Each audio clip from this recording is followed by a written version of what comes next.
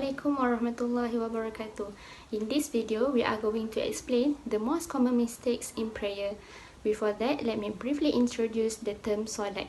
Solat is the obligatory Muslim prayers that is performed each day by Muslims. It is the second pillar of Islam. Allah Subhanahu wa Ta'ala has ordered all the Muslims to pray 5 times daily, which are Subuh prayer, Zuhur prayer, Asar prayer, Maghrib prayer, and also Isha prayer. All Muslims are obligated to do this. For Muslim children as young as 7 years old, they are also encouraged to pray. This prayer timetable gives Muslims the pattern of their day. In Islamic countries, the public call, or known as Azan, sets the rhythm of the day for entire population, including non-Muslim.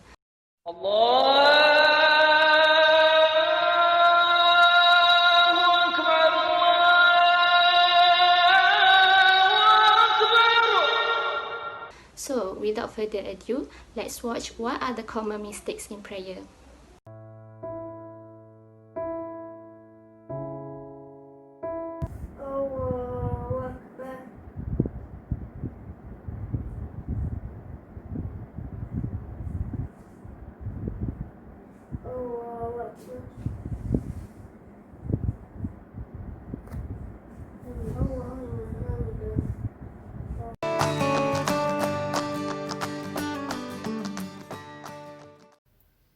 Chest not facing the Qibla. As you all know, Kaabah is the Qibla obligated for all the Muslims to face during prayer. Slight misdirections of facing the Qibla is still acceptable and does not affect the validity of the prayer. Even if someone were to face a completely wrong direction on accident, they are not required to redo the prayer. However, this does not excuse us from doing our best to find the most precise direction of Qibla to face during Salat.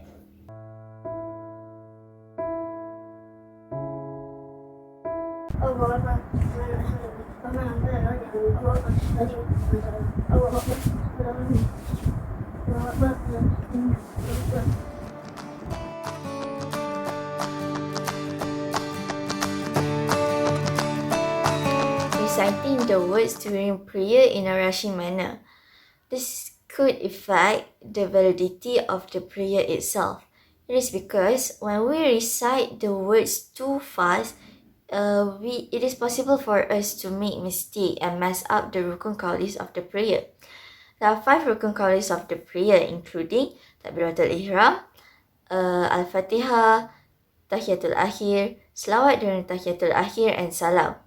So if we mess up any of the rukun qawlis, the prayer itself can be considered as invalid.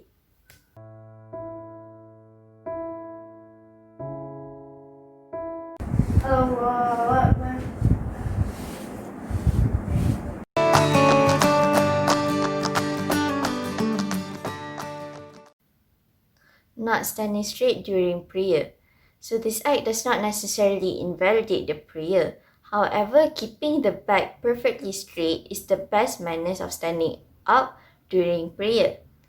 It is also still acceptable for the person to be leaning forward a little bit, as long as they do not lean forward to the extent of bowing.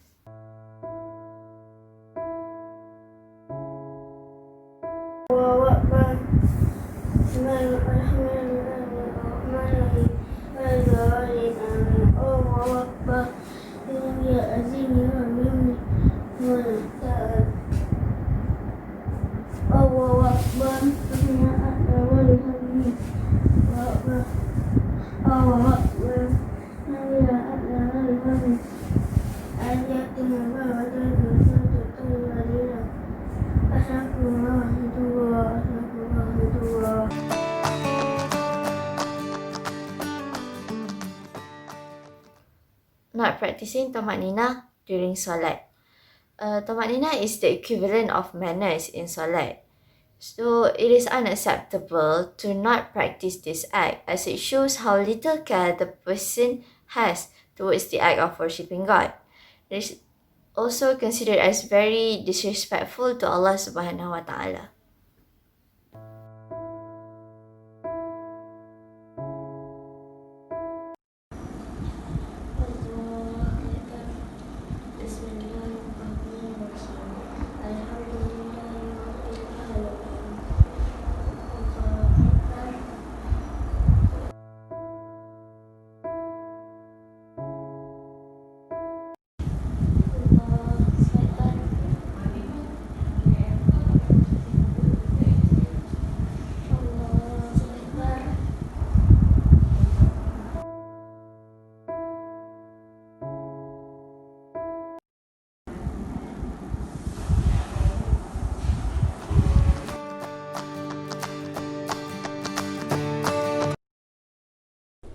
So the two mistakes that we are trying to highlight are regarding takbir during takbiratul ihram and reciting surah al-Fatihah. These two actions are the obligatory actions in our prayers. We must say takbir in takbiratul ihram clearly, and we must recite surah al-Fatihah from the first verse till the end, that we can hear it with our own ears. If we just move our mouth or we recite it in our heart, our prayers can become invalid. However, we should not be too loud that will end up disturbing people next to us, because it can become makruh according to Imam Shafi'i.